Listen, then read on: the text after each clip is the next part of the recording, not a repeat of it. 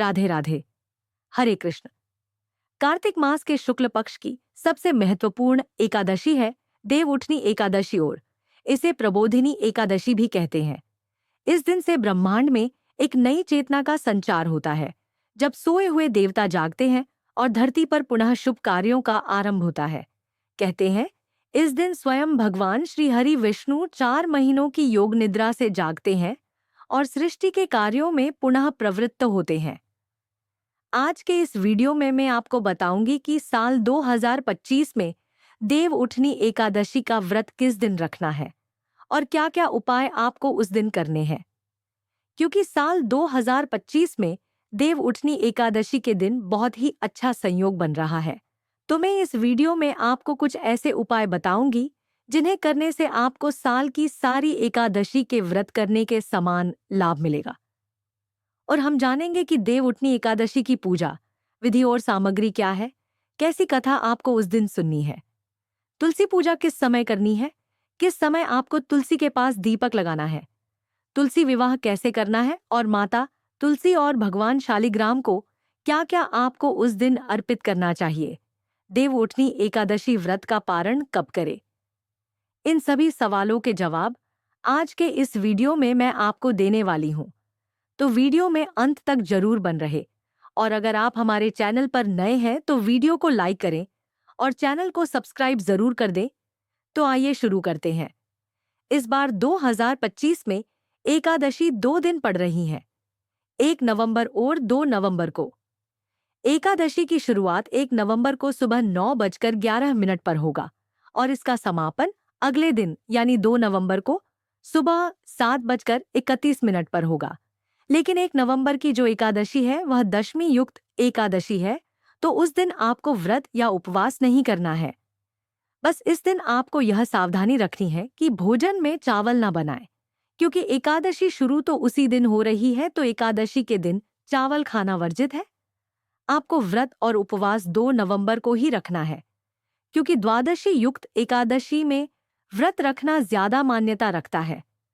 अब जिस दिन आप एकादशी का व्रत करेंगे, आपको तुलसी पूजा और तुलसी विवाह भी उसी दिन करना है। और पूजा में राहु काल का जरूर ध्यान रखें। राहु काल के दौरान पूजा बिल्कुल ना करें। इस दिन भगवान विष्णु की पूजा करने से व्यक्ति के जीवन में शुभता, समृद्धि और शांति आती है। कहते हैं कि इस दिन जो व्यक्ति तुलसी विवाह या हरि जागरण करता है, उसे अक्षय पुण्य की प्राप्ति होती है। तो आइए तुलसी विवाह की विधि और सामग्री जानते हैं। पूजा में तुलसी का पौधा जो बिल्कुल हरा भरा होना चाहिए। अगर आपके घर में तुलसी का पौधा नहीं है तो आप कहीं से नया पौधा लेकर आए, उसे लगाए और फिर आप पूजा करें। पूजा में शालिग्राम जी या विष्णु जी की मूर्ति, तस्वीर, लाल वस्त्र, कलश, श्रृंगार का सामान जैसे सिंदूर, चूड़ी, बिंदी, फल और सब्जियां, मूली, सिंघाड़ा, शकरकंद, गन्ना, हल्दी की गांठ, चावल या तिल, धूप, दीप और नारियल आदि चीजें शामिल हैं। सबसे पहले भगवान गणेश का पूजन करें। उसके बाद गंगा जल से तुलसी और शालिग्राम को स्नान कराएं। फिर शालिग्राम भगवान को पीले चंदन से और तुलसी माता को रोली या लाल चंदन से तिलक करें। शालिग्राम भगवान को पीले वस्त्र और तुलसी माता को लाल चुनरी व श्रृंगार का सामान अर्पित करें। धूप बत्ती और घी का दीपक जलाएं। उसके बाद दोनों के गले में फूलों की माला पहनाएं और तुलसी माता को शालिग्राम भगवान के पीले वस्त्र से बांधकर गठबंधन करें। फिर आपको शालिग्राम भगवान की चौकी को हाथ में लेकर तुलसी माता की 7 बार परिक्रमा करानी है। ये रस्म किसी पुरुष द्वारा की जानी ज्यादा शुभ मानी जाती है, तो हो सके तो आप यह अपने घर के किसी पुरुष से कराएं। तुलसी माता और शालिग्राम भगवान की आरती करें। इसके बाद खीर पूरी या अन्य प्रसाद का भोग लगाएं। आरती के बाद प्रसाद सभी भक्तों में बांट दें।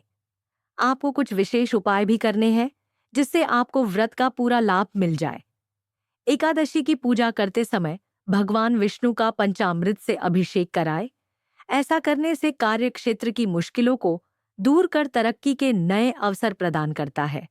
तुलसी विवाह के बाद सायंकाल में पीपल के पेड़ के नीचे दीपक जलाएं। पीपल के पेड़ के नीचे घी का दीपक जलाने और परिक्रमा करने से भगवान विष्णु और लक्ष्मी जी का आशीर्वाद मिलता है और घर की दरिद्रता दूर होती है। इस उपाय से आपके घर में धन की वृद्धि होगी। एकादशी के दिन ही आप श्रीमद् भागवत कथा का पाठ भी करें। इस दिन श्रीमद् भागवत कथा का पाठ करना बहुत पुण्यदायक माना जाता है। और अगर आर्थिक लाभ के लिए उपाय करना है तो आप एक पान के पत्ते पर ओम विष्णवे नमः लिखकर भगवान विष्णु के चरणों में अर्पित करें। अगले दिन इस पत्ते को पीले कपड़े में लपेटकर अपनी तिजोरी में रखें। ऐसा करने से आपको आर्थिक लाभ प्राप्त होगा। और सबसे महत्वपूर्ण उपाय, देवउठनी एकादशी के दिन माता तुलसी के समक्ष घी के 5 दीपक प्रज्वलित करें और तुलसी और शालिग्राम की विधि विधान से पूजा करें। इससे जीवन के कष्ट दूर होंगे और भाग्य चमकेगा। ये सारे उपाय आप देवउठनी एकादशी के दिन जरूर करें और फिर आप देखेंगे कि आपकी सारी मनोकामनाएं कैसे पूर्ण होती हैं।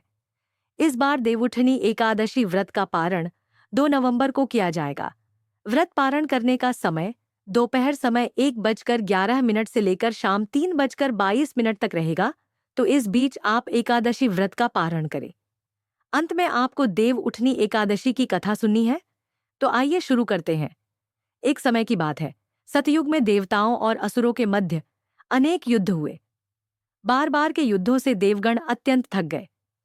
वे ब्रह्मा जी के पास गए और बोले, हे प्रभु, असुरों का बल दिन प्रतिदिन बढ़ता जा रहा है और हमारी शक्ति क्षीण होती जा रही है।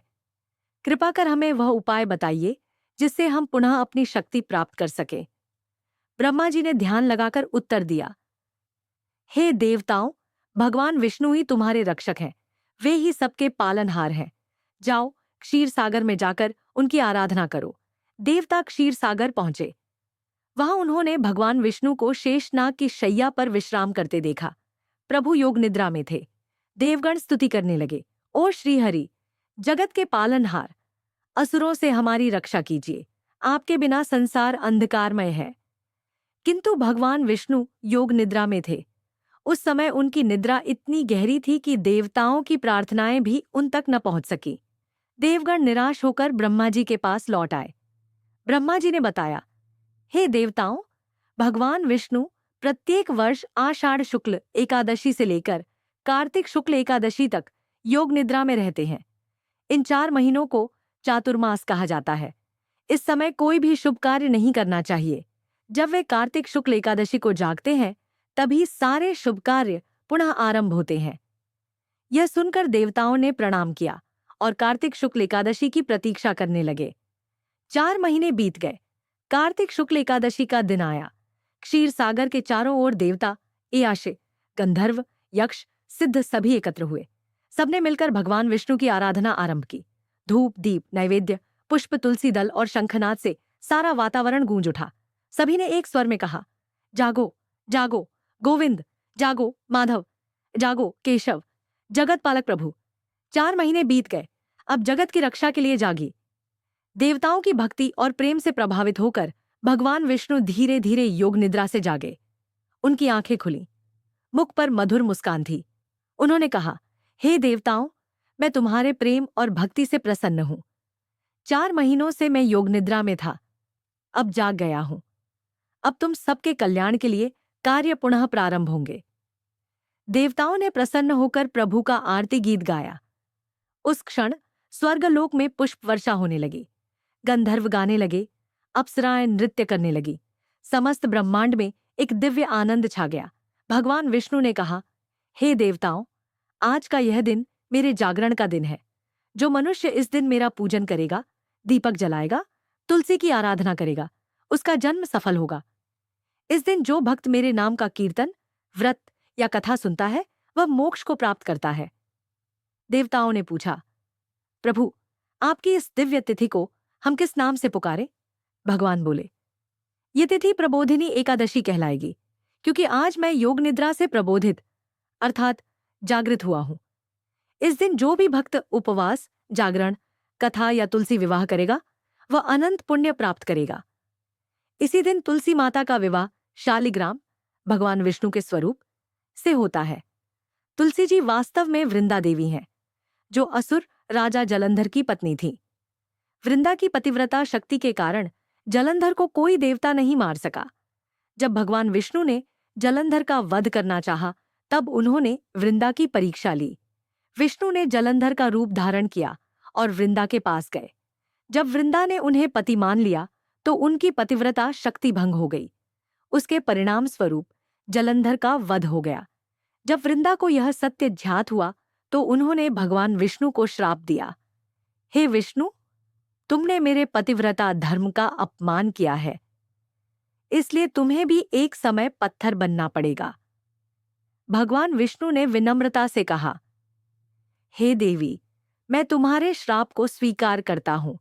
तुम्हारे त्याग और भक्ति के कारण मैं तुम्हें वरदान देता हूं। तुम्हारा रूप तुलसी के रूप में पूज्य होगा। बिना तुम्हारे पत्ते के कोई भी मेरा पूजन पूर्ण नहीं होगा। कार्तिक शुक्ल एकादशी को मैं तुम्हारे साथ विवाह करूंगा। इस दिन से ही मेरे सभी भक्त शुभ कार्य आरंभ करेंगे। देवताओं ने बड़े हर्ष से तुलसी और शालिग्राम का विवाह संपन्न कराया।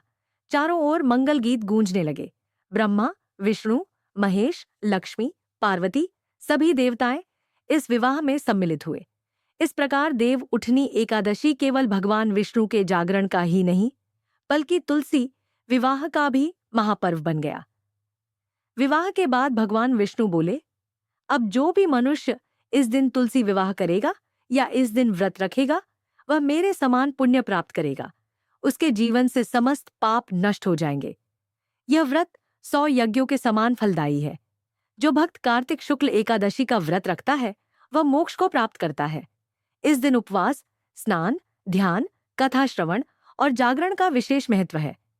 भगवान विष्णु ने कहा, जो मनुष्य इस दिन रात भर दीप जलाकर मेरा नाम स्मरण करता है, उसे अनंत जन्मों के पापों से मुक्ति मिलती है। इस प्रकार यह तिथि हर युग में पूजनीय रही है।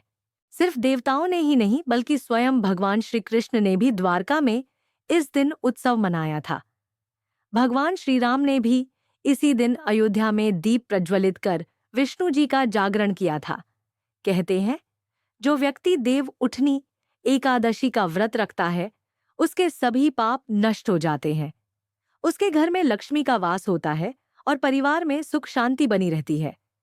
यह दिन जीवन में शुभता, समृद्धि और नई शुरुआत का प्रतीक है।